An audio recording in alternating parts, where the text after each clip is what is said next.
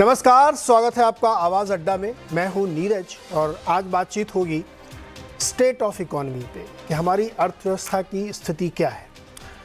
दरअसल बहुत सारे पर्सपेक्टिव अगर हम इसको देखते हैं तो अलग अलग नज़रिए से अलग अलग राय बनती है, लेकिन अगर आप इंटरनल्स देखें, नंबर्स देखें तो आपको एक दूसरी तस्वीर दिखाई पड़ती है। अगर आप जीएसटी कलेक्शन देखें तो एक बड़ा उत्साह सा दिखता है यहाँ पे कि बहुत तेज़ी है। कॉर्पोरेट टैक्स कलेक्शन बढ़िया है, डायरेक्ट टैक्स कलेक्शन बहुत ही अच्छा देखने को मिल रहा है, व्हीकल सेल्स एक्स्ट्रा ऑर्डिनरी है, रियल एस्टेट की सेल्स डिकेट्स के हाई पे चल रही है। लेकिन क्या तस्वीर इतनी खूबसूरत है? क्या ये मान लेना चाहिए कि जो नेशनल डेट है हमारा वो बहुत ज़्यादा बढ़ चुका है, करंट अकाउंट डेफिसिट बहुत ज़्यादा है, करेंसी काफ़ी वीक हो गई है? तो ये जो पूरी सिचुएशन बन रही है, तस्वीर क्या है इसकी? अगर इकॉनमी इतनी अच्छी है तो ये डाउनग्रेड्स क्यों आ रहे हैं?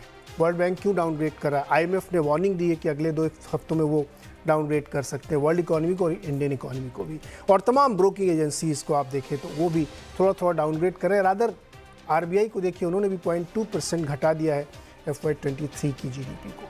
तो दरअसल सिचुएशन है क्या, स्थिति क्या है? और इसमें एक जो महत्वपूर्ण बात निकल के आ रही है कि हमारी करेंसी रुपया डॉलर के अगेंस्ट बहुत वीक हो रहा है।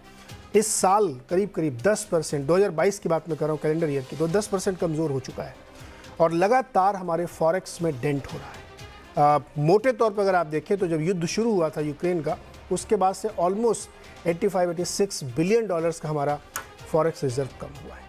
तो इस सब को अगर मैं समझने की कोशिश करूँ कि स्टेट ऑफ इकोनॉमी क्या है, तो हमें शायद सही पिक्चर समझ में आएगी। और स्टॉक मार्केट की एक अलग कहानी अपनी चलती रहती है। इसी पे आज बातचीत हम करेंगे कि दरअसल इकोनॉमी किस दिशा में जा रही है, क्या कोई ऐसी चीज़ हम मिस कर रहे हैं जो आगे हमारे लिए प्रॉब्लम हो सकती है, या सब कुछ ठीक ठाक है, हम ज़बरदस्ती बेमतलब में चिंता करते हैं। बातचीत करने के लिए हमारे साथ जो मेहमान है, मैं आपसे उनका परिचय करा दूँ।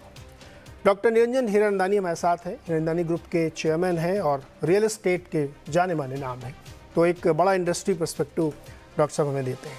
डॉक्टर राधिका पांडे हमारे साथ हैं, NIPFP की सीनियर फेलो हैं, इकोनॉमिस्ट हैं, इनसे बातचीत करूंगा मैं। शुभमय भट्टाचार्य जी हैं, सीनियर इकोनॉमिक जर्नलिस्ट हैं, और मेरे ध्यान है जब हम लोग पिछली बार बात कर रहे हैं तो इन्होंने यूके की करेंसी को लेकर के बड़ी बात कही थी कि वो एक हमारे लिए बहुत बड़ा चैलेंज बनेगी शायद।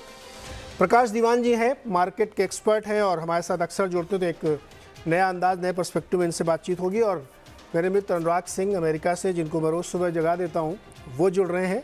और क्योंकि असली समस्या की जड़ वहीं पे है, यूएस से ही सारी मुश्किलें खड़ी हो रही, दुनिया भर को उसने परेशान कर रखा है डॉलर के संदर्भ में, तो वहाँ की क्या स्थिति है उसको भी समझने की कोशिश करेंगे। लेकिन डॉक्टर हिरनदानी, बिल्कुल सीधा सपाट सवाल है, क्या सब कुछ ठीक ठाक है? अगर ठीक ठाक है तो फिर ये डाउनग्रेड्स क्यों आते हैं? इंडिया के लिए जरूर एक कठिनाई जो है वो है रशिया यूक्रेन की जंग, क्योंकि उसके कारण जो तेल के भाव बढ़ गए हैं और जो ट्रैवल के और जो प्रॉब्लम्स आ रहे हैं, मेरे अंदाज से इसके कारण काफी बढ़ गई है।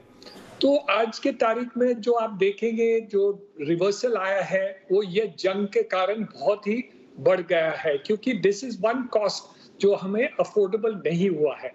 लेकिन जब हम इंटरनल बात करते हैं, जहां हमारी इंटरनल ग्रोथ की बात करें, रियल एस्टेट हमारा है, यहाँ हम देख रहे हैं कि लगभग 15 से 20% बढ़ गए हैं, वॉल्यूम भी बढ़ गया है, प्राइसेस 5 to 7% to 10% बढ़ गए हैं। तो मेरे अंदाज से ये सेक्टर बहुत अच्छे चल रहा है।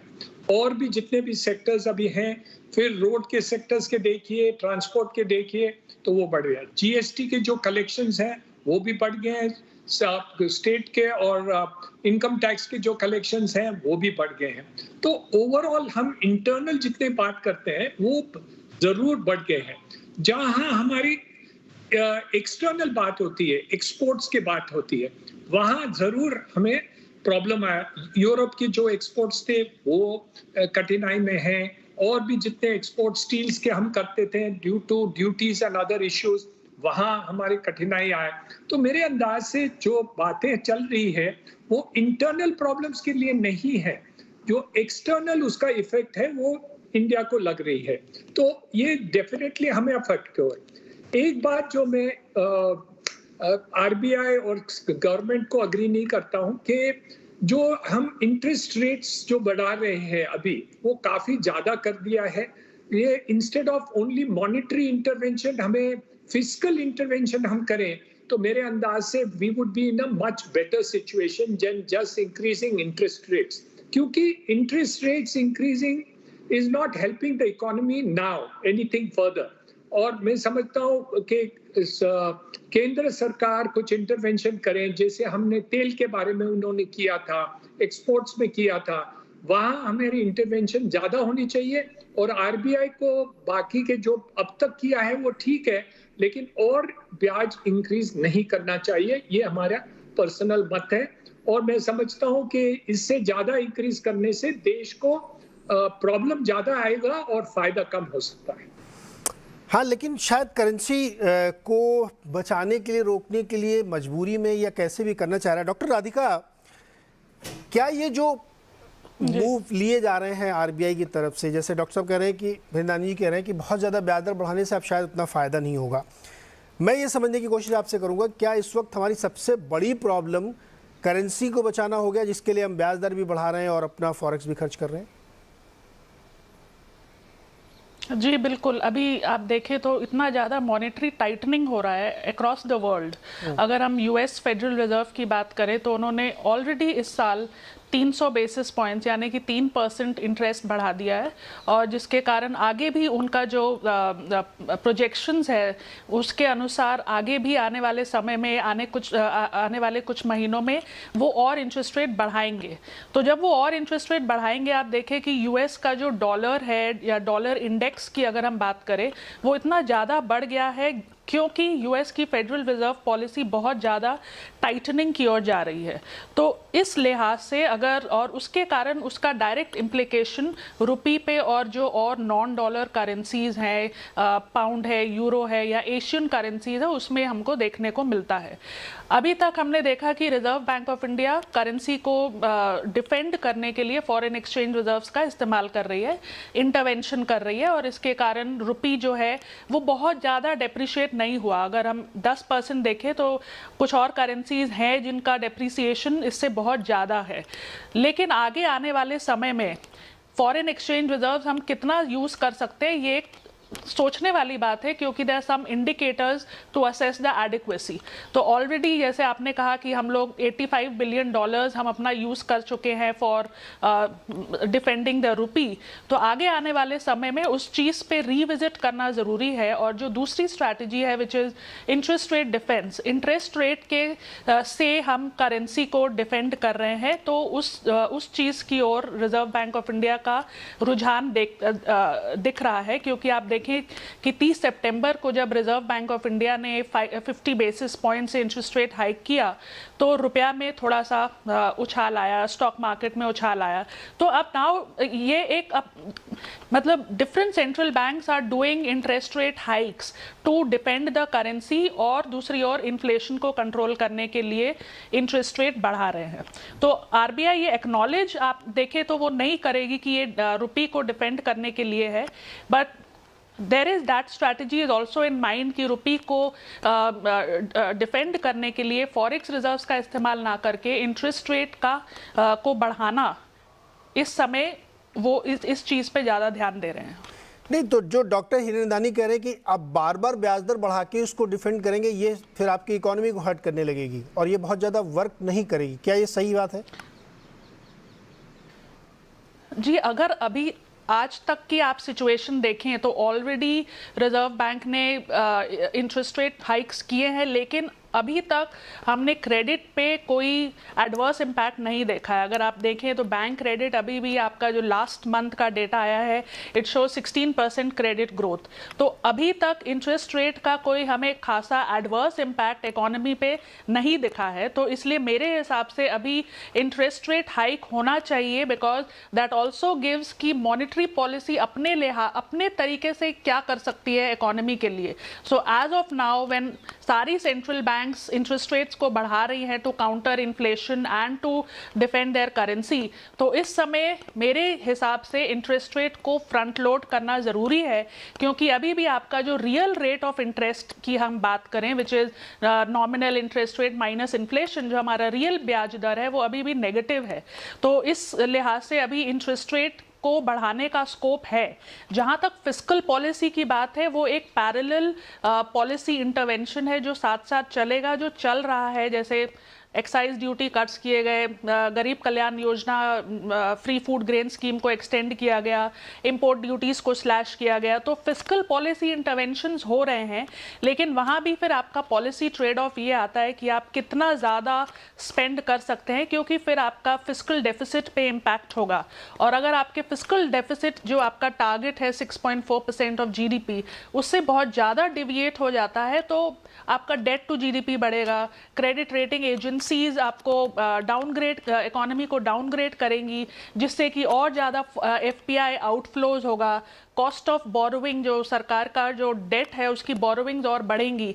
तो ये सारे all these are complicated policy challenges और ट्रेड ऑफ्स है। हर पॉलिसी का एक गुड पॉइंट और बैड पॉइंट है, और उसी को बैलेंस लेके चलना है। अभी तक सरकार ने काफ़ी फिस्कल पॉलिसी इंटरवेंशंस किए हैं, और आगे चलते हुए बिकॉज टैक्स कलेक्शंस अभी तक काफ़ी बॉयंट रहे हैं, तो उनके पास स्कोप है कि वो थोड़ा और फिस्कल पॉलिसी इंटरवेंशंस कर सकते हैं टू सपोर्ट ग्रोथ। लेकिन कुछ समय बाद उनको अपने फिस्कल डेफिसिट के बैलेंसिंग की ओर भी ध्यान देना होगा, जो बहुत ज़्यादा अगर ओवरशूट करता है टारगेट से, तो डेट के ऊपर हमारा जो आउटस्टैंडिंग स्टॉक ऑफ डेट है वो बढ़ेगा और कॉस्ट ऑफ बोरोइंग बढ़ेंगी, और कॉस्ट ऑफ बोरोइंग बढ़ती है तो कंपनीज की बोरोइंग बढ़ेंगी, और सारा इंटरेस्ट रेट्स का जो सिनेरियो है वो एडवर्सली इम्पैक्ट होगा।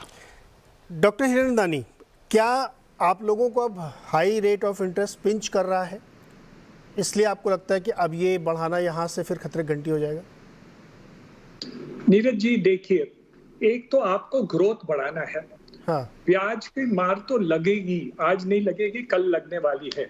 जो मार्जिनल लोग हैं जो घर खरीदने को जा रहे हैं, उनकी ईएमआई जो बढ़ रही है वो उनको सहन नहीं हो रहे हैं। इसलिए मैं बैंकों को और हाउसिंग फाइनेंस कंपनीज को रिक्वेस्ट कर रहा हूं कि उनको एक लोअर रेट ऑफ इंटरेस्ट पर दें, आज की तारीख में ईएमआई कम कर दें, और आगे उसको स्टेप अप करके कॉम्पनसेट कर दें। क्योंकि नॉर्मली जो हाउसिंग लोन है वो 15 साल 20 साल के लिए होती है, तो इसलिए वो पूरा ईएमआई जो पहले 2 साल में है वो सहन नहीं होते हैं। ये मार्जिनल जो लोग खरीदना चाहते हैं घर, उनको फर्क पड़ता है। जो बड़े घर खरीदते हैं उनको कोई फर्क नहीं पड़ता है, 2-3% आगे पीछे करें नीरज जी तो कोई अंतर नहीं है। लेकिन जो मार्जिनल बायर है, जो रियली उनको फर्क पड़ता है कि वो 20,000 का 25,000 उनका ईएमआई हो जाए तो उनको सहन नहीं होता, उनको फर्क पड़ जाता है। तो इसलिए हमारी ये रिक्वेस्ट है कि आप होम लोन्स के ऊपर जैसे आप बढ़ाते जाएंगे तो वो आपका ग्रोथ पर ज्यादा अंतर आएगा, ज्यादा फर्क पड़ जाएगा। इसलिए हम ये रिक्वेस्ट कर रहे हैं, आरबीआई को रिक्वेस्ट कर रहे हैं कि जो आप इंटरेस्ट भी बढ़ा दें, लेकिन उसको ईएमआई जो है, जो अमाउंट्स हैं, उसको आज की तारीख में कम करके उसको फ्यूचर में बढ़ा दें, तो वो लोग घर खरीदने में अंतर नहीं आएगा। आज तक तो उल्टा घर खरीदने का बढ़ गया है, लास्ट 2 महीने से कोई अंतर नहीं आया। लेकिन नीरज जी, मैं समझता हूं कि ऐसे ही ब्याज बढ़ते जाएगा तो जरूर इसमें एक प्रॉब्लम आ सकती है, और ये दिख रहा है कि आगे प्रॉब्लम हो सकता है। दिख रहा है कि थोड़ी दिक्कतें आनी शुरू हो गई। शुभमो सर, ये जो मुश्किल खड़ी हुई है कि ब्याज दरें बढ़ाना ज़रूरी है, करेंसी को डिफेंड करना है, महंगाई को कंट्रोल करना है, लेकिन ग्रोथ भी मैनेज करनी है, और हमारा जो इन्फ्लेशन है वो बढ़ ही रहा है। हालांकि पता नहीं आरबीआई को ये क्यों कॉन्फिडेंस है कि सेकंड हाफ में 6% के आसपास का एवरेज इन्फ्लेशन आ जाएगा। हालांकि वो कोई डायरेक्शनल कॉल ले नहीं रहे हैं, $100 पे वो क्रूड को डिस्काउंट कर रहे हैं, फिर भी 6% की इन्फ्लेशन है। मुझे ये समझ में नहीं आता कि ये कैसे असेसमेंट कैसे किया जा रहा है।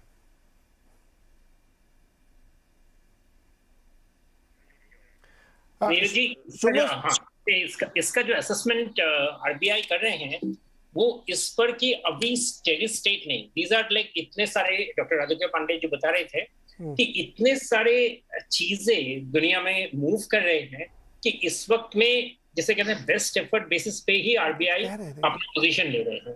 आप अभी शुरुआत में वर्ल्ड बैंक का असेसमेंट कह रहे थे। वर्ल्ड बैंक का जो ये जो रेट जीडीपी रेट में कटौती है, जहां से आपने शुरू किया, वो बेसिकली पिकिंग अप फॉर, मतलब जून में उन्होंने बहुत ओवर एम्फेसिस दिया था ग्रोथ का, उन्होंने सोचा था बहुत ज्यादा बढ़ेगा, और उसके बाद अभी वो डिले को कवर अप का, मतलब सॉर्ट कवर अप ही कर रहे हैं कि हमने बाद में जाके अब हमने असेसमेंट किया है, इसलिए उस पर मैं बहुत ज्यादा ध्यान नहीं दूंगा। लेकिन अगर आप देखें कि इस वक्त दुनिया में क्या हो रहा है, 4 चीज। एक तो चाइना में अभी पार्टी कांग्रेस होने वाली है, उसके बाद चाइना किस तरह का रवैया लेगा वो दुनिया को बहुत इम्पैक्ट करेगा। दूसरी तरफ जापान में अभी रेट ऑफ इंटरेस्ट बढ़ने वाले हैं।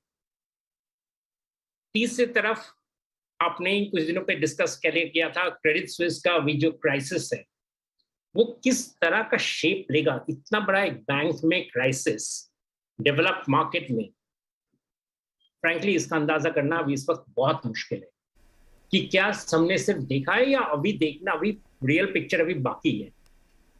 और चौथा, जो ये रशिया यूक्रेन का जो चल रहा है वो तो हमारे सामने है ही। इन सब चीजों को मिलाते हुए अभी आरबीआई या गवर्नमेंट ऑफ इंडिया के पास पोजीशन ये है कि हम जिस चीज को जानते हैं हम उन पर कार्रवाई करेंगे, हम जिन चीजों को नहीं जानते हैं, जिनका हम एंटिसिपेट नहीं कर सकते हैं, उन पर हम कोई पोजीशन ले नहीं सकते हैं। और इसलिए आरबीआई पोजीशन ये है कि हम रेट ऑफ इंटरेस्ट बढ़ाएंगे। हमारा एक्सपेक्टेशन है कि अभी कमोडिटी प्राइसेस वीक हो रहा है ग्लोबली, तो उसके चलते इन्फ्लेशन, इंपोर्टेड इन्फ्लेशन का वार कम आएगा। तीसरी तरफ गवर्नमेंट के जो प्राइसिंग सपोर्ट फिस्कली जो कर रहे हैं, अभी 44,000 करोड़ का एक्स्ट्रा एडिशनल जो गवर्नमेंट ने एडिशनल खर्च का ऐलान किया है गरीब अन्य योजना का, इनके सबके चलते रिटेल प्राइसेस कम होंगे, सॉफ्ट रहेंगे, मैं कम नहीं होंगे बट उनका बढ़त कम रहेगा। तो यही चीज को आरबीआई देख सकता है और उसी के बेसिस पे आरबीआई ने अपना पोजीशन बनाया है। लेकिन इसके आगे आप कह सकते हैं कि क्या ये एडिक्वेट है?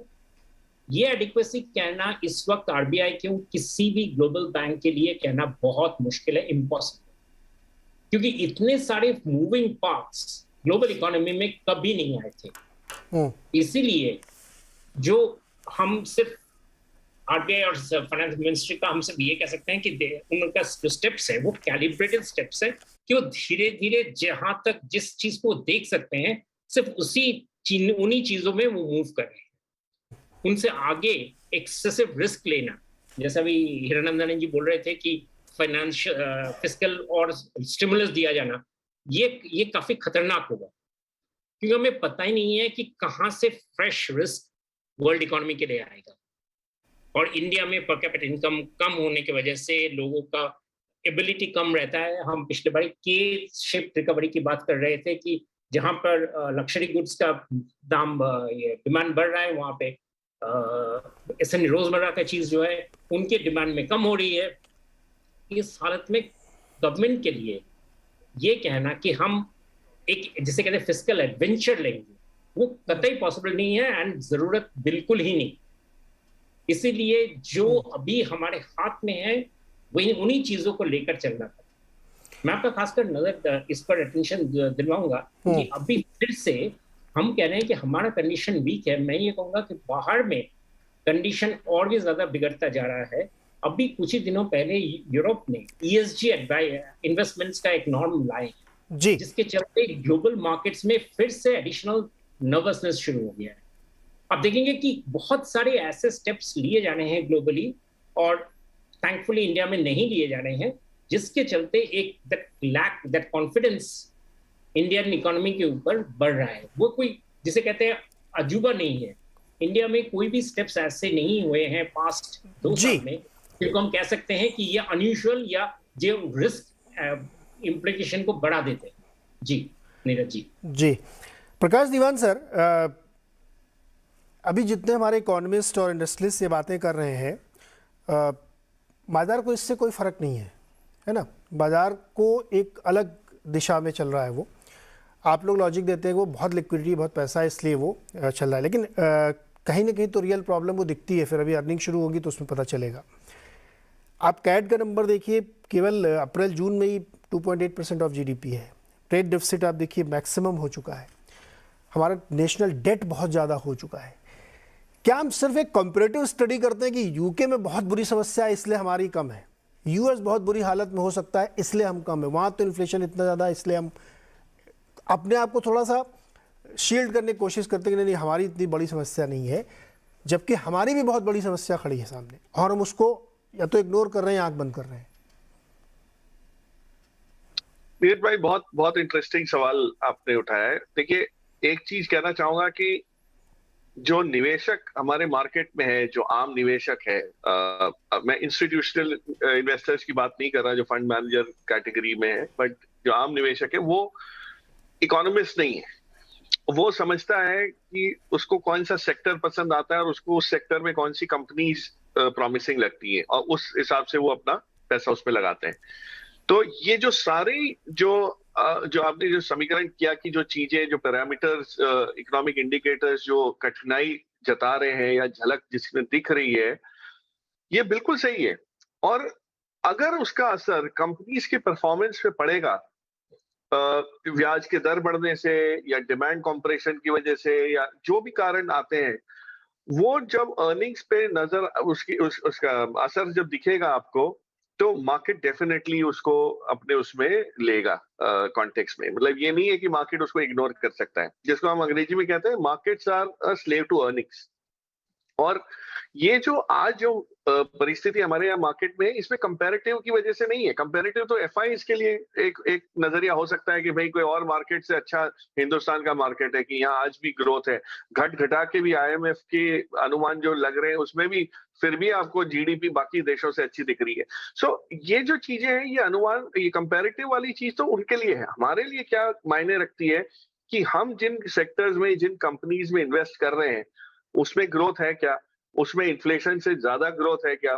तो अगर वो ग्रोथ कायम है, इन सारी परिस्थिति को, ये सब पैरामीटर्स को, ये सारे जो व्हाट यू कॉल फैक्टर्स को लेके भी, तो आप फिर भी पैसा बता सकते हैं। हाँ, स्लो डाउन जरूर आएगा कुछ सेक्टर्स में, डिमांड कॉन्ट्रैक्शन की वजह से अच्छा खासा असर आपको दिखेगा कि ये मार पड़ेगा। जहां कॉस्ट बढ़ जाती है, खासकर जैसे हाउसिंग फाइनेंस का इरंदन जैसा आप बता रहे हैं, तो it will start inhibiting growth. तो ग्रोथ रेट्स आपको वापस से एक रीसेट करने पड़ेंगे, उसका अनुमान आपको फिर से लगाना पड़ेगा। आंकलन होगा कि भाई ग्रोथ थोड़ी सी धीमी पड़ सकती है। तो वो लिहाज से मार्केट में करेक्शन आना या उन पॉकेट्स में थोड़ा सा वैल्यूएशन सॉफ्ट होना जायज है। लेकिन हमारी मार्केट को एक चीज जो पसंद आ रही है वो ये है कि पिछले 10 साल में जो गोरों ने 2.5 लाख 3 लाख करोड़ रुपए का माल नेट सेलिंग करके निकला है, वो सारा का सारा अब्सॉर्ब कहाँ हुआ है? म्यूचुअल फंड्स या डोमेस्टिक इंस्टीट्यूशनल इन्वेस्टर्स के जरिए या रिटेल इन्वेस्टर की ताकत से। तो इस बार हुआ ये है कि उसका इम्पैक्ट आपको नहीं दिख रहा है वैल्यूएशंस पे। पी मल्टीपल अभी भी सब चिंता होते हुए भी इतने ऊपर है। और अगर Q2 की अर्निंग सीजन जिसका आपने जिक्र किया शुरुआत होती है, हाँ हो सकता है टॉप लाइन ग्रोथ थोड़ी सी कम हो, मार्जिन पे प्रेशर ऑलरेडी Q1 में हमने देखना शुरू कर दिया था, एफएमसीजी और कई सेक्टर्स में जो असर पड़ रही है वो होगा। लेकिन लॉन्ग टर्म बेसिस पे अगर आपको लगता है कि हमारे यहाँ सब कुछ सेट हो जाएगा, ठीक हो जाएगा, वापस पटरी पे गाड़ी आ जाएगी और रफ्तार पकड़ेगी, तो नेचुरली उसको मार्केट इज फॉरवर्ड लुकिंग। तो मार्केट आज की चिंता नहीं देख रहा है, अगले 2 साल 3 साल की ग्रोथ को देख के इन्वेस्ट कर रहा है। और उस लिहाज से पॉकेट्स चेंज होंगे, वो बहुत जरूरी है। इनफैक्ट आगे चल के शो में अगर ये डिस्कस करने का मौका लगे, और आई एम श्योर हमारे मित्र यूएस से बैठे उनकी भी राय लेंगे कि जो सेक्टर्स या पॉकेट्स प्रॉमिसिंग है वो चेंज हो जाएंगे। उसका हुलिया जरूर बदलेगा, लेकिन क्यों और कैसे वो डिस्कस करेंगे। बट यस, मार्केट ओवरऑल जो है एक्साइटेड रहेगी for the future growth prospects in spite of all this problem. Slow down है, रहेगा और दिखेगा भी। दीवान सर, हम लोग क्या ना इटर्नल बुल हैं, और हम लोग अगले 2 3 4 सालों की विजिबिलिटी लेके चलते हैं अपने दिमाग में। आप भले ही वर्ल्ड बैंक को या यूएस को तक को ना हो कि अगले 3 महीने में क्या इन्फ्लेशन उनका होगा, पता नहीं उनको। मैं आपको एक बहुत दिलचस्प डेटा दे रहा हूँ। ऑयल मार्केटिंग कंपनीज को प्राइस फ्रीज कर दिए गए, बढ़ाने नहीं दिए जा रहे हैं। करेंसी बहुत ऊपर चली गई है, क्रूड भी अब बहुत तेज़ी से भाग रहा है। अनुमान है कि इन तीनों ओएमसीज को, आईओसी, बीपीसी, एचपीसी को करीब 21,500 करोड़ का नेट लॉस है इसी क्वार्टर में। अभी रिजल्ट नहीं सामने आएगा हमारे। तो इतना बड़ा डेंट लेने के बाद पता नहीं कितने क्वार्टर लगेंगे उनको ये अपने को उनको ठीक करने में। लेकिन ये इस चर्चा को हम आगे ले आएंगे। पहले तो ये जो असली समस्या की जड़ अमेरिका में खड़ी है, अनुराग जी, मैं ये जानना चाहता हूँ कि आपके यहाँ जो चर्चाएं चलती हैं, हम लोग रोज़ सुबह पढ़ते हैं, फेड के अधिकारी लोग आते हैं और माहौल बनाने लगते हैं एकदम से कि अभी तो ट्रेजेक्ट्री चलेगी 4.5 पौने 5% तक, टर्मिनल रेट हो सकता है 6% तक जाए। फिर कोई एक गवर्नर साहब निकल के आते हैं, नहीं नहीं अब बहुत ज़्यादा हो रहा है भाई, अब तो हमको लगता है कि 2023 के पहले क्वार्टर से थोड़ा कट करना शुरू करना चाहिए। मैं ये समझना चाहता हूँ, क्या आप लोग करेंसी वॉर चला रहे हैं क्या पूरी दुनिया में? नीरज जी, आपको और सीनियर पैनल मेंबर्स को मेरा नमस्कार। देखिए, क्विक टेक नीरज जी, एक आपने इंटरेस्ट रेट से शुरुआत की है। देखिए, ये एक हम आसानी से कह देते हैं कि देखिए 40 ईयर हाई पर है इन्फ्लेशन। सच्चाई ये है कि 40 साल से ये इन्फ्लेशन 2-2.5% की रेंज से बाहर निकला ही नहीं है। इसका मायने ये है नीरज जी कि एक पूरी जनरेशन निकल गई है जिसने इन्फ्लेशन अपने जीवन में देखा नहीं है और अपने वर्किंग लाइफ में नहीं देखा है। और अगर हम ये कहें कि कोई भी अगर 65-70 की उम्र में भी है तो उन्होंने भी जब काम करना शुरू किया तो उनकी वर्किंग लाइफ में भी इन्फ्लेशन उन्होंने देखा नहीं है। एंड विच ऑल्सो कवर्स कि जो फेड में जो लोग डिसीजन ले रहे हैं उनके वर्किंग लाइफ में भी इन्फ्लेशन कभी आया नहीं है। तो रियल सोल्यूशन उनको भी पता नहीं है और वो इसको समझने की और इससे लड़ने की कोशिश कर रहे हैं। बट अगर आप समझ सकते हैं, अगर एक पूरी जनरेशन निकल जाए जिस कंट्री ने वो चैलेंज देखा ही नहीं है तो they don't know how to solve it. Plus certainly उनके पास प्रेडिक्टेबल पावर तो नहीं है। बट अभी अंदाजा तो वही है कि 4-4.5 तक तो पहुंचेंगे नहीं। तो एक बैलेंस उनको भी देखिए बनाना पड़ेगा। आपने बैलेंस की बात की, उस पर बाद में चर्चा करेंगे, लेकिन एक बैलेंस होता है इकोनॉमी में इन्फ्लेशन और इंटरेस्ट रेट्स का। हर इकोनॉमी को पता होना चाहिए कि उनका टर्मिनल, उनका डिजायरेबल इन्फ्लेशन रेट क्या है, उसकी रेंज क्या है, और उसके हिसाब से उनका terminal interest rate, long term interest rate क्या है। उससे आगे एक्सेप्शनल सिचुएशन में क्रॉस करना चाहिए। नीरज जी, एक ऑन द ग्लोबल इकोनॉमी देखिए, एक हम लोग बात करते हैं ना आम भाषा में कि हम ना 3 पार्टीज इन अ रो नहीं कर सकते हैं। तो अगर हमने फ्राइडे और सैटरडे को पार्टी कर ली है तो संडे सोबर होना चाहिए और रेस्ट का होना चाहिए। समवेयर 2020 एंड 2021 ये हमारे 2 लगातार पार्टीज ग्लोबल इकोनॉमी में वेस्टर्न वर्ल्ड ने की है। उसकी वजह से क्या हुआ है, देखिए यूएस का डेट टू जीडीपी 120% है और यूके का अबाउट 85% है। डॉलर ग्लोबल करेंसी है, रिजर्व करेंसी है, सो वो 120% भी झेल सकते हैं। यूके की पाउंड तो ग्लोबल करेंसी नहीं है। आपने देखा कि जैसे ही मैडम ट्रस्ट ने डेट फाइनेंस्ड बजट पेश किया, करेंसी पे फॉल आना शुरू हो गया। तो इसमें पॉलिटिकल लीडर्स भी इससे, मार्केट फोर्सेस से शील्डेड नहीं है। जैसे ही अगर वो गलत फैसले लेंगे, कई बार हमें लगता है कि पॉलिटिकल लीडर्स टोटली पावरफुल हैं, लेकिन अगर वो गलत डिसीजंस लेंगे तो यूके में दिखा हमने कि क्या हुआ। चौथा नीरज जी एक ये है कि ग्लोबली हमें ये थोड़ा मानना चाहिए कि एक ये पीक ग्रोथ का टाइम आ चुका है। देखिए पीक ग्रोथ का टाइम, पीक ग्रोथ हमारे पीछे जा चुकी है। पीक ग्रोथ हमारा ग्लोबल इकोनॉमी में था बिटवीन 2002 एंड 2007। जिस समय Neeraj ji about 40 countries were growing at 7% plus, 40 no less. हमें लगता है कि हम ही ग्रो कर रहे थे, there were 40 countries which were growing at same rate. आज Neeraj ji just about 7-8 countries हैं जो 7% से ग्रो कर रहे हैं। सबके सब अफ्रीका में हैं। उनके नंबर्स कितने रिलायबल है मुझे नहीं पता। तो आई थिंक एक मॉडरेशन हमें भी चाहिए इन टर्म्स ऑफ कितना ग्रोथ हम अचीव कर सकते हैं इस ग्लोबल एनवायरनमेंट में, जब कोई भी वर्ल्ड में कंट्री 7% ग्रो नहीं कर रहा है। तो आई थिंक ये थोड़ा मुश्किल होगा और हमें 5-6% की ग्रोथ पे ही सेटल होना चाहिए। IMF के forecast finally Neeraj ji, IMF is as political, at least half political, most of them are political appointees. They don't come ahead and give the bad news and they say कि हम predict करके नहीं देंगे, हम तो आज के हालात पे देंगे, अगर यही हालात चलते रहे तो फिर इतनी ग्रोथ इस साल में आ जाएगी। But then they keep coming every 3 months and वो ग्रोथ को डाउनग्रेड करते रहते हैं। तो नीरज जी मोटा मोटा ये एक समरी व्यू है और इस पर फिर हम जैसे आप चाहें डिटेल में चर्चा कर सकते हैं। नहीं, मैं बिल्कुल इसी पे आगे लूँगा कि ये तो ठीक है, आपने एक समराइज कर दिया कि क्या एक रियलिस्टिक पिक्चर होनी चाहिए। लेकिन डॉक्टर पांडे, मेरा सवाल मेरे मन में बार बार ये आ रहा है कि क्या एक करेंसी वॉर चल रहा है क्या बाय डिज़ाइन, या बाय डिफ़ॉल्ट? जी बाय डिफ़ॉल्ट एक करेंसी वॉर ही चल रहा है, क्योंकि सारे जितने भी सेंट्रल बैंक्स हैं वो सब, लीविंग असाइड जापान और एक दो और सेंट्रल बैंक्स, आप जो भी सेंट्रल बैंक्स देखें they are all in the spree of raising interest rates. कभी हमने ये नहीं देखा था कि European central bank 75 basis points अपना रेट हाइक करेंगे। तो ईसीबी ने भी रेट हाइक किया 9 सितंबर को, और उसके बाद डॉलर गिर गया और यूरो बढ़ गया। So that way we are seeing a kind of currency war which is inadvertent, क्योंकि यूएस की डॉलर इतना ज़्यादा स्ट्रेंथन हो रहा है और वहाँ पे इन्फ्लेशन की प्रॉब्लम इतनी अधिक है, जो कि कुछ हद तक इट इज़ बिकॉज ऑफ 20-21 और 21-22 में जो पॉलिसीज़ उन्होंने अडॉप्ट की, जो इतना ज़्यादा लूज फिस्कल पॉलिसी किया, कैश हैंडआउट्स दिया गया, जिसके कारण demand plus supply side inflation का कॉम्बिनेशन हमें वहाँ पे इकोनॉमी में दिख रहा है। इसके कारण वो इंटरेस्ट रेट्स बढ़ा रहे हैं, और इंटरेस्ट रेट्स बढ़ाने से और करेंसीज पे डाउनवर्ड प्रेशर पड़ रहा है। तो ये जो करेंसीज पे डाउनवर्ड प्रेशर पड़ रहा है, ये इतना हमारी डोमेस्टिक फंडामेंटल से उतना इम्पैक्टेड नहीं है जितना कि डॉलर के स्ट्रेंथनिंग से है। इसको एक बहुत एक यूजफुल जो एक एक्सरसाइज है इसको कंपेयर करने के लिए, वो ये तरीका हो सकता है कि अगर हम 2013 का एपिसोड देखें, जब टेपर टैंट्रम के समय भी रुपी काफ़ी डेप्रिशिएट हुआ था।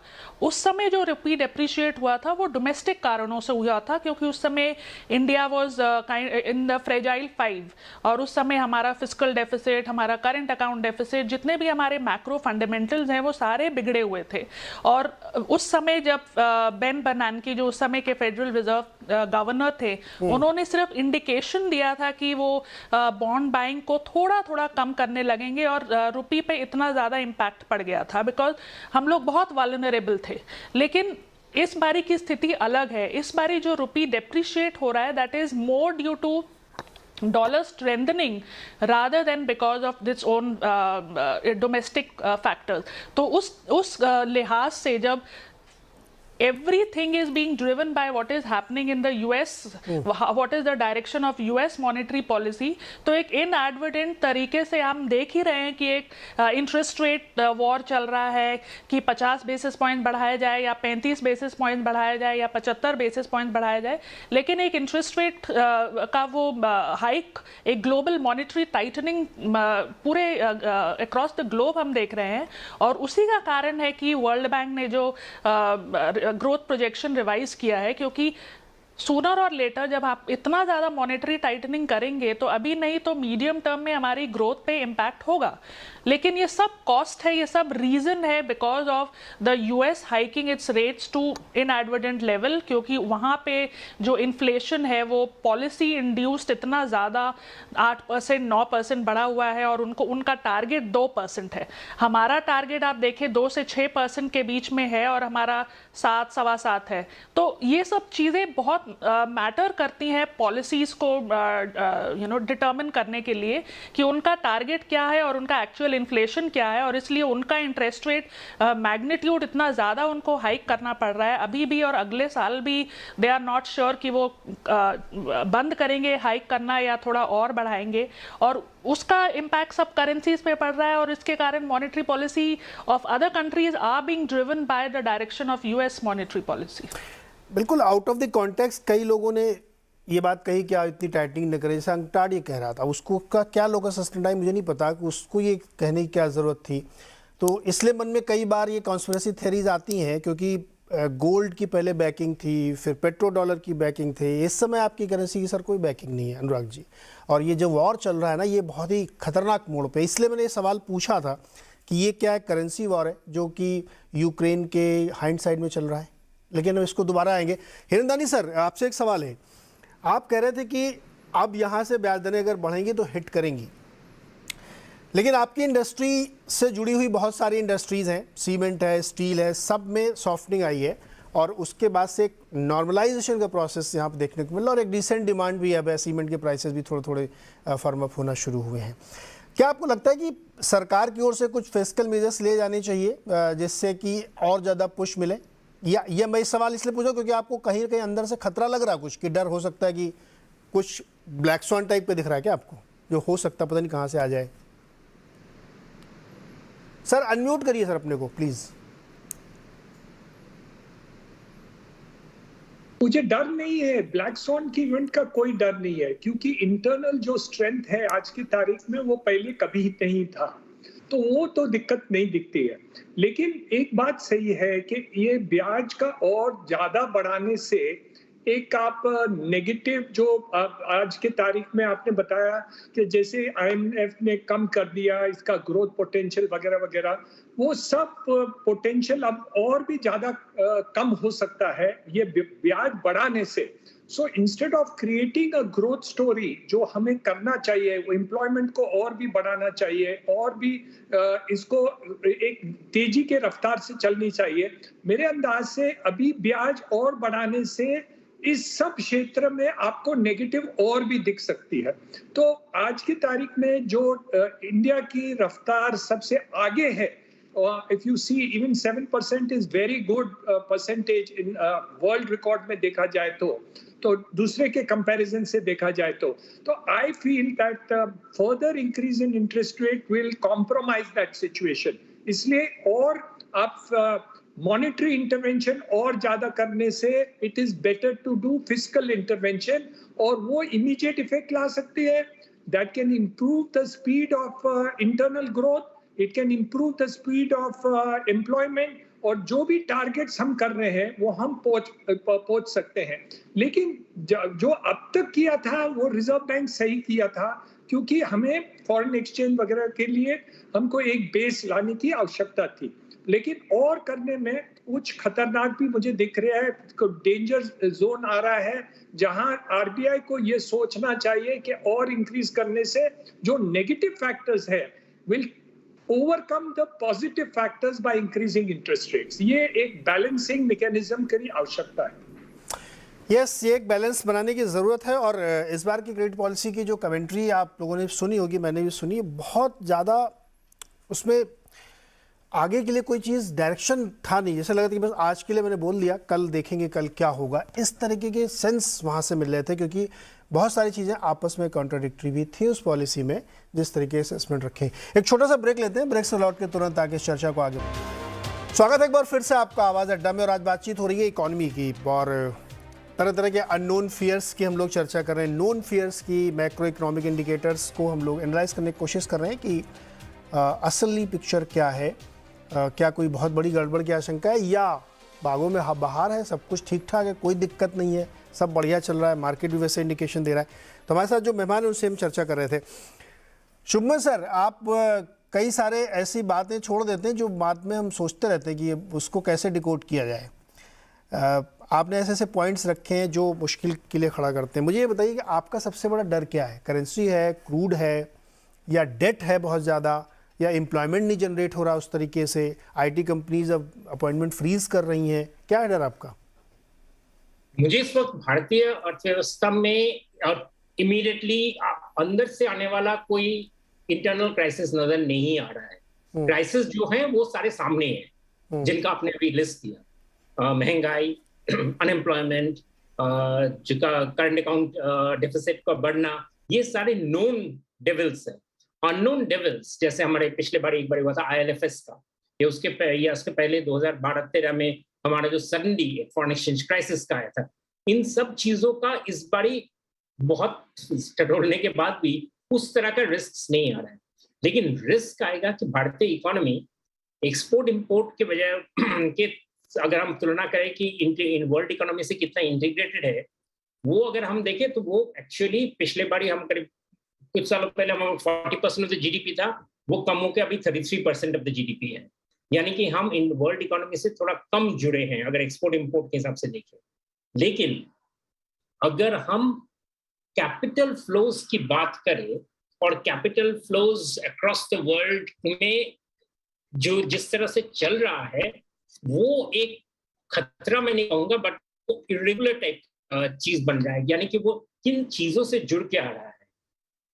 इंडियन कंपनीज के लिए एक बहुत बड़ा रिस्क जो इंडियन कंपनीज मानने के लिए तैयार नहीं है, वो ये है कि कैपिटल अभी जो आ रहा है इन सब में क्लाइमेट चेंज और ये मोटा मोटा जिसको आप एनवायरमेंटल साइंस कह सकते हैं, इससे जुड़ा हुआ आ रहा है। इन चीजों पे का एक सबसे बड़ा इंपॉर्टेंट इम्प्लीकेशन है कि कंपनीज अपने मैनेजमेंट में इन चीजों को अगर जल्दी से, और मैं कह रहा हूँ रियली जल्दी से, अगर इसको अमल में ना लाए तो there can be a crisis.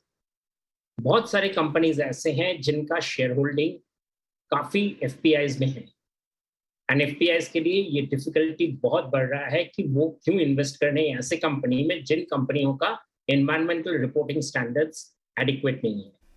भारतीय कंपनीज बैंकिंग में देखे, इंश्योरेंस में देखे, या अगर मैन्युफैक्चरिंग सेक्टर में भी देखे, इस पर ज्यादा गौर मैं बिल्कुल ही नहीं देख रहा हूँ।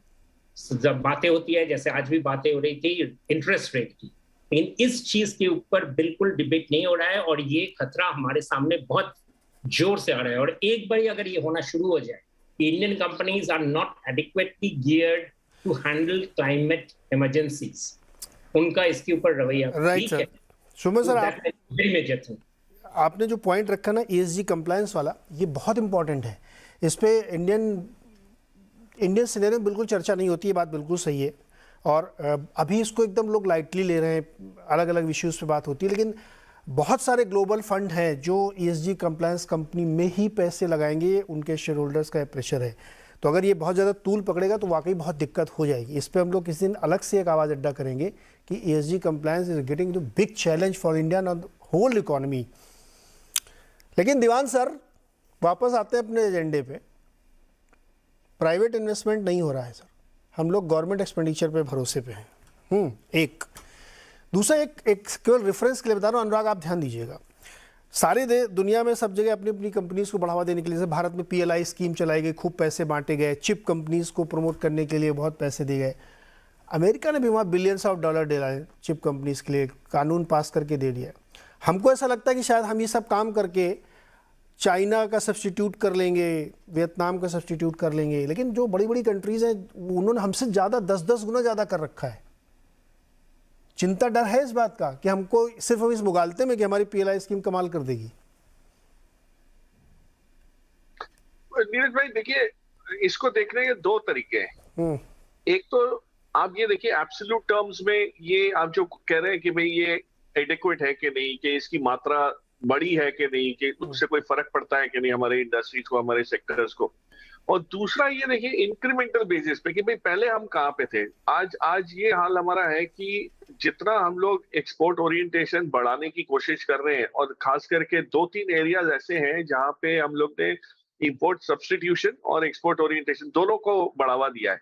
फॉर एग्जांपल आप डिफेंस में देखिए, कब आपने सुना था कि डिफेंस में US का कोई नेवल शिप हमारे यहाँ के रिपेयर हो रहा है, L&T जैसी कंपनी के जरिए रिपेयरिंग उसका हो रहा है? तो ये तो कभी हुआ नहीं, पहली बार हुआ है। और जब ये शुरुआत हुई है तो हो सकता है कि एक ट्रेंड हो जिससे आपको एक नई आमदनी बनने की वो हो जाए, और आप जो छोटी छोटी चीजें, कंपोनेंट्स और इंस्ट्रूमेंट्स जो सारे जो मंगवाते थे बाहर से, इंपोर्ट करते थे डिफेंस के, उसमें शुरुआत हुई है। थोड़ी थोड़ी चीजें हमने बनाना शुरू कर दिया। हाँ, बहुत बड़ी चीजें बनाने लगे कि हम जहाज का जहाज बनाने लगे, ऐसा इमीडिएटली शायद ना भी हो, लेकिन जो चीजें हम कर सकते हैं उसमें शुरुआत हुई है। तो इंक्रीमेंटली बहुत चेंज आ रहा है।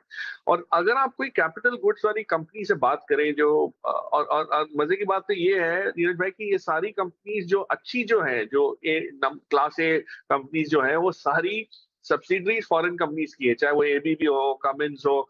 अब इस टाइप की कंपनी सीमेंस है, शाफलर है, तो ये सब कंपनीज की यहाँ की जो सब्सिडरी से आप बात करें तो आपको अंदाजा लगेगा कि ये लोग यहाँ को इसको बेस बना के, एक्सपोर्ट ओरिएंटेशन इनका इतना मजबूत हो चुका है पिछले 1-1.5-2 साल में, दैट उनकी सप्लाई चेन में, ग्लोबल सप्लाई चेन में जहां हम कहीं नहीं फिट होते थे, हमारा कहीं जिक्र नहीं होता था, वहां भी आज हमारा एक रोल शुरू हो गया, एक इम्पोर्टेंस शुरू हो गई है। तो ये जो तवज्जो मिल रहा है इन चीजों को, कैपिटल गुड्स में, इंजीनियरिंग में, ये एरियाज हमारे लिए बहुत बहुत नाजुक वो ग्रोथ वाले एरियाज हैं, बहुत जरूरी है। तो हाँ, विश्व के बाकी बाजारों के कंपैरिजन में हम लोग छोटे हैं इन टर्म्स ऑफ दैट जो क्वांटम है एक्सपोर्ट्स का, लेकिन आप जहां थे वहां से देखिए कहाँ है।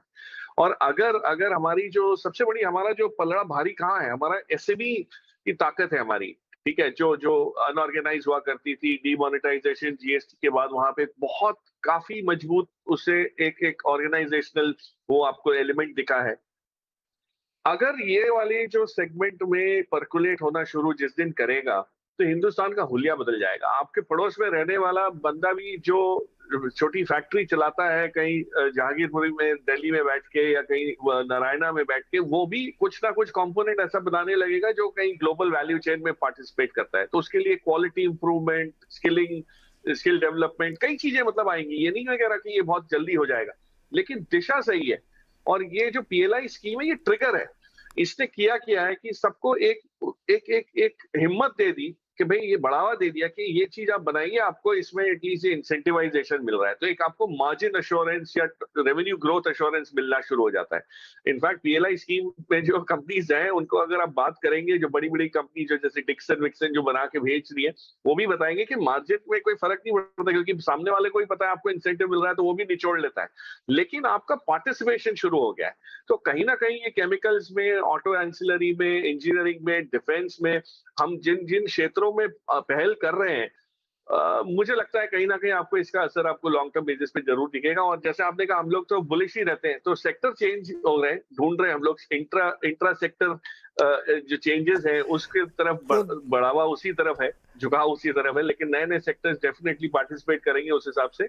आप बाइंग कर रहे हैं क्या अभी, कि अभी थोड़ा इंतजार कर रहे हैं? बिल्कुल बिल्कुल, मैं वही तो कह रहा हूँ आपको हर नए सेक्टर में इस टाइप की एक्साइटमेंट दिखेगी और नए सेक्टर्स में नई कंपनी समझने के लिए मिल जाएंगी। तो मौके तो सब है, पुराने कंपनीज के नाम चेंज हो जाएंगे, नए कंपनीज आ जाएंगी और क्या होगा पोर्टफोलियो। करेक्ट। अनुराग, अब वापस आपके पास, जो परिस्थिति की हम लोग चर्चा कर रहे हैं, जो सिचुएशन की हम चर्चा कर रहे हैं, इंडियन मार्केट को लेकर के या इंडियन इकोनॉमी को लेकर के नज़रिया क्या है वहाँ एफआईआईज़ का, पोर्टफोलियो मैनेजर्स का? सो नीरज जी, एक तो पहले वो करेंसी वॉर वाला जो पॉइंट था, आई थिंक वो क्लियरली एड्रेस नहीं हुआ, उस पर बता दें। देखिए नीरज जी, जब भी क्राइसिस होता है तो हम लोग भी क्या करते हैं कि सारा पैसा कैश में कर लीजिए, सेफ्टी की तरफ भागते हैं। वर्ल्ड ओवर आज सबसे सेफ प्लेस है डॉलर बॉन्ड्स। सो वर्ल्ड का सारा मनी डॉलर बॉन्ड्स की तरफ भाग रहा है और उससे डॉलर बढ़ रहा है, ये तो हम जानते हैं। I don't see A conspiracy theory. Inflation बहुत ही बड़ी समस्या है जो कि 40 साल बाद कंट्री ने देखी है। फेडरल रिजर्व रीजनेबली इंडिपेंडेंट है। They don't want to wreck the economy, but economy को इंडिपेंडेंटली इन्फ्लेशन से मुक्त करना चाहते हैं। इससे डॉलर की तरफ नेचुरली फ्लो आ रहा है और डॉलर इंडेक्स बढ़ रहा है। ये पहले भी हुआ था 2000 के और 2002 के बबल के अराउंड, जब ग्लोबली रिसेशन आ रहा था तब भी ये हुआ था। और ये पहले भी जब भी वर्ल्ड ओवर रिस्क आता है तो डॉलर इंडेक्स बढ़ता है। तो लास्ट पीक भी तभी अचीव हुआ था। तो आई थिंक इसमें मैं कोई उससे ज्यादा मैं कुछ नहीं देखता कि डिलिबरेटली वो करेंसी को इंक्रीज नहीं करना, अप्रिशिएट नहीं करवाना चाहते हैं, बट वो इन्फ्लेशन कंट्रोल करना चाहते हैं। ये पहला पॉइंट हो गया। सेकेंड नीरज जी, ये जो 2.2 से 6% की टारगेटिंग है ना इंडिया में, ये बड़ी वेग है। देखिए 2% इन्फ्लेशन टारगेटिंग डेवलप्ड इकोनॉमीज की होती है, 4% मिडिल इनकम इकोनॉमीज की होती है, 6% इमर्जिंग इकोनॉमीज की होती है। हम इमर्जिंग इकोनॉमी है। ये सब मिला के 2 से 6% की रेंज आरबीआई ने जो दे दी है, ये वेग है। This is no accountability basically. तो आप कुछ भी नंबर कर लीजिए, सब ओके है। I think this needs more precision. Third is India का focus has to be growth. As I told, कोई भी इकोनॉमी 7% से ग्रो नहीं कर रही है। और अगर इंडिया ग्रो करना चाहता है तो बड़े रेडिकल लैंडमार्क रिफॉर्म्स चाहिए होंगे, जहां पे फोकस रहना चाहिए। इंडिया का फोकस इस समय इन्फ्लेशन नहीं होना चाहिए तकरीबन, और जो ऐसे ही आप करके उसको 6-7% से नीचे वैसे भी नहीं ला सकते, बिकॉज इकोनॉमी में वो इम्बाइब्ड है। चौथा नीरज जी, देखिए इंडिया की तरफ एक नया नजरिया बनना शुरू हुआ है और डिस्कशंस में मैं यूएस के आपके सीएनबीसी चैनल्स पे मैं पहले बड़ा फ्रीक्वेंसी काउंट करता था कि काफी दिन, मतलब 4-5 दिन हो जाते कि इंडिया का नाम नहीं आता, लेकिन अभी हर दिन कोई ना कोई एक्सपर्ट्स इंडिया का नाम लेते हैं। ये एक इंडिकेटर है कि बातें शुरू हो रही हैं। चाइना +1 कहिए, मैं उसको चाइना +7 कहता हूं, क्योंकि फोकस जरूर इस बात पर है कि एक कंट्री पर सुपर डिपेंडेंस ना हो और फ्रेंड शोरिंग हो। और I think after Russia and this energy war, ये जरूर फोकस है कि देखिए फ्रेंड शोरिंग हो, उसमें इंडिया को भी फायदा मिलेगा। But at the same time India को बहुत सारे काम करने हैं, जो कि देखिए ये हमारा भी एक पीक है नीरज जी। अगर इकोनॉमी को मैं उस हिसाब से बताऊं तो एक वर्किंग एज पॉपुलेशन जिस समय आपका पीक पर आता है उसी समय इकोनॉमी भी पीक आउट करती है। हमारा ये अगले 10-15 साल है जब हमारा वर्किंग एज पॉपुलेशन पीक पर आएगा, उसके बाद हमारा भी फॉल शुरू हो जाएगा, फिर हम उस फैक्टर्स को कंट्रोल नहीं कर पाएंगे। तो ये हमारा चाइना मोमेंट है नीरज जी, और आई थिंक बहुत उम्मीदें हैं कि this is kind of now और never moment for us. Actually never तो कभी नहीं कहेंगे, बिकॉज इंडिया हमेशा एक अपनी ग्रोथ पे तो चलता ही है, but this is a moment to have some exponential growth जो हमने पहले नहीं देखी है। डॉक्टर पांडे, क्या 2 से 6% का रेंज वेग है? जी देखिए, अगर आप एक्सपीरियंस देखें, इन्फ्लेशन टारगेटिंग का जो इस पे हमने बहुत काम किया है, और इन्फ्लेशन टारगेटिंग जब भी कोई कंट्री अडॉप्ट करती है, देयर आर वेरियस स्टेजेस। पहले वो स्टार्ट करती है एक रेंज से, और उसके बाद फिर वो आती है एक पॉइंट पे, और इसलिए आप देखें कि यहाँ पे एक रेंज दिया गया। टारगेट वैसे 4% है, +-2%, so that is the range. और ये इनिशियल, अगर आप जितनी भी कंट्रीज़ हैं मोस्टली जो जिन्होंने पिछले 10-15 साल में या 20 साल में, स्पेशली इमर्जिंग मार्केट इकोनॉमीज, जिन्होंने इन्फ्लेशन टारगेटिंग रेजीम को अडॉप्ट किया है, इस फ्रेमवर्क को अडॉप्ट किया है, वो पहले एक रेंज से स्टार्ट करते हैं, क्योंकि उनको भी ये समझना ज़रूरी है कि what is the optimal target of inflation for a country.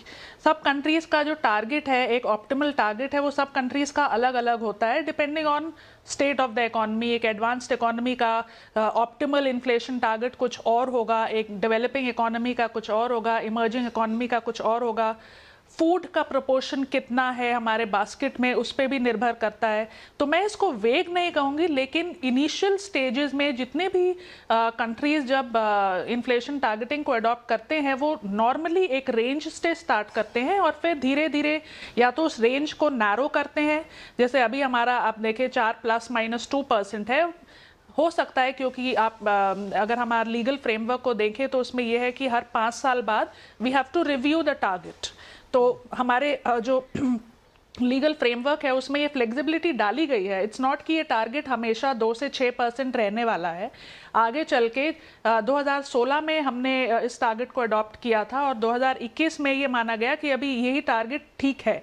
अब नेक्स्ट 5 इयर्स में फिर से जब इस की रिव्यू की बात आएगी, उस समय इकोनॉमी की कंडीशन कैसी होगी, इन्फ्लेशन का ऑप्टिमल क्या रेट होना चाहिए, कितना रेंज होना चाहिए, उस चीज़ पे निर्भर करते हुए, उस चीज़ पे डिसाइड करते हुए इस टारगेट को नैरो किया जा सकता है, रेंज को नैरो किया जा सकता है। क्योंकि कई सारे डिस्कशन है। अगर आप आरबीआई के खुद के पेपर्स देखें, उनका खुद का कहना है कि 4% नहीं होना चाहिए, 5% होना चाहिए। तो इस पे बहुत सारे मत हैं, और हमारा लीगल फ्रेमवर्क ऐसा है जो हमें फ्लेक्सिबिलिटी देता है कि 5 साल बाद हम इसको रिव्यू करें।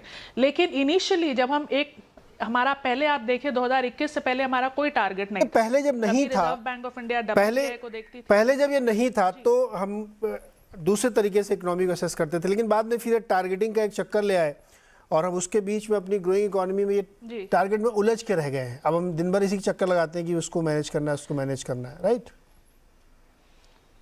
नहीं, उलझ तो नहीं कहूँगी, एक अकाउंटेबिलिटी है आपकी, क्योंकि अगर आप 6% तक नहीं पहुँचते हैं तो रिजर्व बैंक ऑफ इंडिया को एक एक्सप्लेनेशन देनी होगी कि 6% क्यों नहीं है, और क्या रिजर्व बैंक ऑफ इंडिया करेगी टू अटेन दैट टारगेट। तो एक अकाउंटेबिलिटी है जो पहले नहीं था। पहले कभी रिजर्व बैंक WPI देखती थी, कभी CPI देखती थी, कभी एक मिक्सचर ऑफ देखती थी इंडिसेस।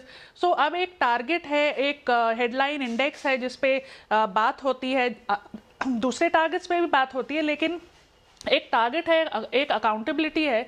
तो उस तरीके से I think it's a positive move कि हम लोग एक बिना किसी टारगेट से मूव करके एक टारगेट पे मूव हो रहे हैं, जहाँ पे हम एक अकाउंटेबिलिटी है, एक ट्रांसपेरेंसी है, एक मॉनेटरी पॉलिसी कमेटी है जिसमें इंटरनल मेंबर्स और एक्सटर्नल मेंबर्स हैं जो अपना मत देते हैं। इंडिपेंडेंस कितना है उस पर डिबेट हो सकता है, लेकिन it's definitely an improvement over the earlier system.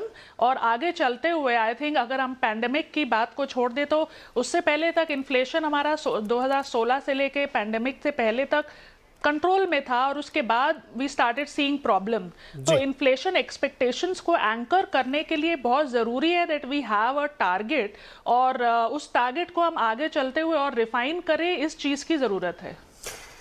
जी, तो इन्फ्लेशन एक चैलेंज है, और हम लोगों ने खुद अपने लिए एक लक्ष्मण रेखा बनाई है, तो उसको फॉलो कर रहे हैं। और उसके चक्कर में ब्याज दरें बढ़ रही हैं। यूएस ने 3% बढ़ा ली है, हमने 1.9% बढ़ा ली है, बैंक ऑफ इंग्लैंड ने 1.5% बढ़ा ली, और हम प्री कोविड लेवल से थोड़ा सा ऊपर निकल गए हैं। और अभी शायद 1-2 हाइक और हो सकती हैं इंडिया में, और यूएस में तो पता नहीं, अभी 75 करते रहेंगे ये लोग जब तक कि वो 2 का टारगेट नहीं अचीव होता। लेकिन मुश्किल खड़ी होगी, और जो बिगेस्ट चैलेंज हमारे सामने वो करेंसी का है इस वक्त, और क्रूड ऑयल का, जो हमारे लिए स्पॉइलर हो सकता है, गेम खराब कर सकता है, क्योंकि हमने $60-70 पे अपनी इकोनॉमिक सर्वे को एसेस किया था, और इस वक्त क्रूड उससे बहुत आगे निकल चुका है। लेकिन बहरहाल चर्चा में हम लोगों ने काफ़ी पॉइंट्स को समझने की कोशिश की है। ऐसी चर्चा फिर किसी दिन करेंगे जब और नए पॉइंट्स लेके आएंगे। आज के लिए आप सभी मेहमानों का बहुत बहुत शुक्रिया, धन्यवाद।